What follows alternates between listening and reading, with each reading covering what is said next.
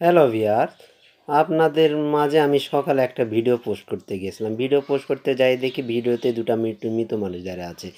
কিন্তু কাছে যতই যাই ততই দেখি এটা একটা মৃত মানুষ না। মৃত মানুষের মতন দুইটি পোশাক পরে ভিডিওতে রাখা হয়েছে ভিতরে। আর এই মৃত মানুষ দুইটি কী কারণে রাখা হয়, দুটি রাখা হয়, আপনারা অবশ্যই একটা গঠনমূলক কমেন্ট করে যাবেন। কী কারণে গঠনমূলক যখন কমেন্ট করবেন আপনাদের রিপ্লেস এঙ্গেজমেন্ট বাড়বে, আপনাদের ভিউজও বাড়বে।